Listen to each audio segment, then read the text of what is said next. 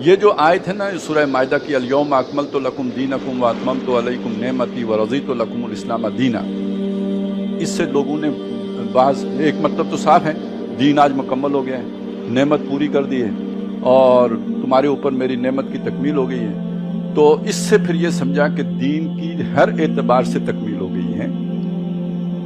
تو یہ بات سمجھ لیں، اچھی طرح سمجھ لیں کہ بہت ساری چیزیں جو آ کے حضرت عمر نے کی ہیں، مطلب پولیس کا محکمہ بنایا ہے، تو اگر تکمیل پہلے ہو گئی تھی تو یہ پھر کیا ہوا ہے؟ یا انہوں نے عدالتوں کا نظام علیحدہ کیا ہے، تو تکمیل اگر پہلے ہوئی ہو گئی تھی تو یہ کیا کیا ہے؟ تو در حقیقت یہاں جس دین کی تکمیل کی بات کی جا رہی ہے وہ عبادات کی حد تک بات ہے۔ نماز کیسے پڑھنی ہے تکمیل ہو گئی، اب کوئی اس میں نیا طریقہ شامل نہیں کیا جا سکتا، وہ بدعت ہوگی۔ روزہ کیسے رکھنا ہے، حج کیسے کرنا ہے، پردے کے احکامات کیا ہیں، تو جو تفصیلات آ گئی ہیں وہ تو تکمیل ہو گئی۔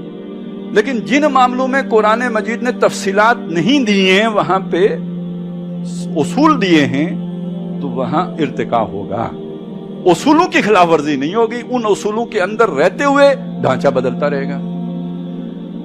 مثلاً اگر ہم حضور کے دور کو دیکھتے ہیں تو قبائلی دور تھا، وہاں جو اولو الامر بنتے تھے، ظاہر مشورہ کرنا ہے، شورا سے مشورہ ہوگا۔ شورا کیسے وجود میں آئے گی؟ کوئی انتخابات کی ضرورت نہیں ہے۔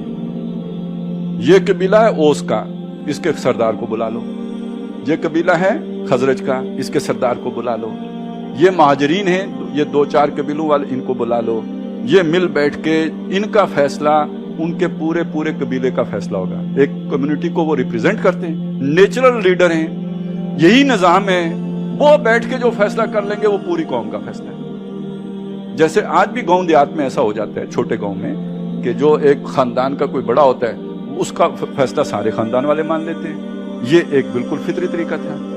لیکن آج شہر میں بیٹھ کے آپ اس طرح فیصلہ کر سکتے ہیں؟ یہاں تو کوئی برادری کا نظام نہیں ہے، یہاں تو کوئی خاندان کا اس طرح کا نظام نہیں ہے، اس کی جگہ پہ پولیٹیکل پارٹیز وجود میں آئی۔ یہ آج کل یہ ایک بحث چل رہی ہے ہمارے ہاں، کیونکہ ہمیں جسے کہتے ہیں نا بغیر عقل کے تقلید کرنے کا بڑا شوق ہوتا ہے۔ پہلے ہم نے اندھا باریا بن کے جمہوریت کے گن گائے، اب ذرا ادھر سے جو ہے نا وہ بیزار ہوئے ہیں، تو اب ہم کہتے ہیں چائنا ماڈل۔ تو چائنا ماڈل کیا ہے؟ ون پارٹی ڈکٹیٹرشپ ہے، یعنی ایک ہی پارٹی کی گلیاں ہو جان سنجیاں تو وچ ورزا یار پھرے، یہ ہے چائنا ماڈل۔ تو ایسے لوگ پھر کہتے ہیں جی اسلام میں پارٹیاں نہیں ہیں۔ بھائی پارٹیاں نہیں ہیں تو یہ اوس کیا تھا، یہ خزرج کیا تھا؟ پارٹیاں نہیں ہیں تو یہ 12 قبیلے بنی اسرائیل کے کیا تھے؟ 12 چشمے علیحدہ کیوں ان کے لیے نکال دیے تھے؟ 12 نقیب کیوں ان کے مقرر کر دیے تھے؟ پارٹیاں ہوتی ہیں۔ انسانی معاشرے کے اندر یہ ڈویژن قدرتی ہے، نسلی طور پر تھی، اب یہ ہے کہ وہ نظریاتی طور پہ ہوتی ہے، یہ فلانی سیاسی پارٹی ہے، یہ فلانی سیاسی پارٹی ہے۔ اس میں چودھری صاحب بھی آ سکتے ہیں، باسی صاحب بھی آ سکتے ہیں، راجہ صاحب بھی آ سکتے ہیں، اور بھی کوئی جو بھٹی صاحب بھی آ سکتے ہیں، کسی پہ پابندی نہیں ہوتی۔ خاندان والی پارٹی میں خاندان سے باہر کا بندہ نہیں آ سکتا، تو یہ تو ایڈوانس فارم ہو گئی ہے، یہ اس سے ارتقاء یافتہ صورت ہو گئی۔ اس سے معاشرہ منظم ہوتا ہے۔ پولیس نہیں منظم کر سکتی، فوج نہیں منظم کر سکتی، یہ سیاسی ادارے ہیں جو معاشرے کو منظم کرتے ہیں، اسے تنظیم دیتے ہیں۔ اور اگر آپ کا معاشرہ منظم معاشرہ نہیں ہے تو آپ ریاست کی ضرورت ہی پوری نہیں کرتے۔ یعنی اس بات کو سمجھ لیں، ریاست کے 4 پلر ہیں آج کے دور میں۔ علاقہ ڈیفائنڈ، نمبر 1 قوم، اور قوم منظم قوم یعنی جس کی حکومت ہو۔ تو منظم ہونے کے لیے حکومت تب وجود میں آئے گی جب یہ نیچے سے تنظیم سازی ہو کے اوپر جائے گی، تو یہ حکومت ہے، پھر اس کا اقتدار اعلیٰ بھی ہو۔ تو یہ جو چیزیں ہیں یہ سامنے رکھتے ہوئے اس بات کو سمجھیں گے تو معاشرے کی تنظیم ضروری ہوتی ہے، نہیں تو طوائف الملوکی ہو جاتی ہے۔ تنظیم کا پہلے ذریعہ جو تھا وہ قبائلی نظام تھا، خاندانی نظام تھا، اب وہ تتر بتر ہو گیا ہے، وہ دنیا میں موجود ہی نہیں ہے۔ اب اس کی جگہ پہ معاشرے کو منظم کرتے ہیں یا رائے عامہ کو منظم کرتی ہیں سیاسی پارٹیاں۔ ان کا وجود ختم کر کے پھر فاشزم آ جاتا ہے، اور فاشزم کے نتیجے میں پھر بہرحال آج وہ زمانہ ہے کہ انگریز براہ راست آ کے یہاں پر غلامی مسلط نہیں کر سکا، واپس چلا گیا۔ انڈائریکٹ غلامی، معاشی غلامی، IMF، ورلڈ بینک، ان کے ذریعے سے غلامی مسلط کی، براہ راست غلامی میں وہ نہیں لے سکا۔ یہ بدلا ہوا زمانہ ہے، یہ اور زمانہ ہے۔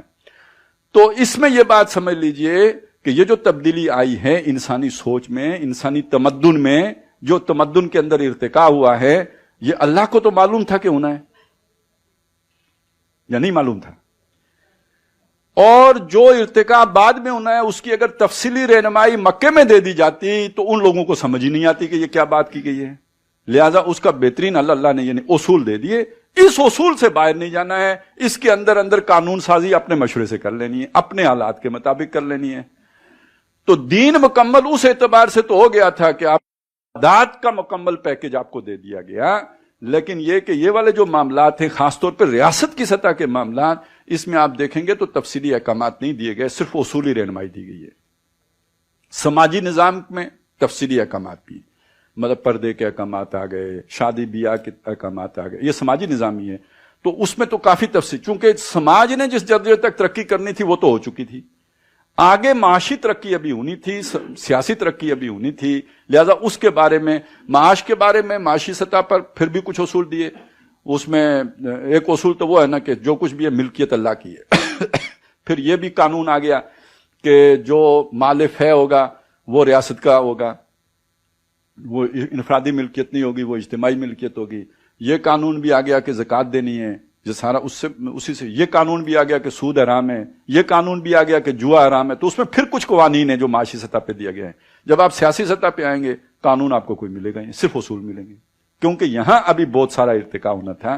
سبحان اللہ والحمد للہ ولا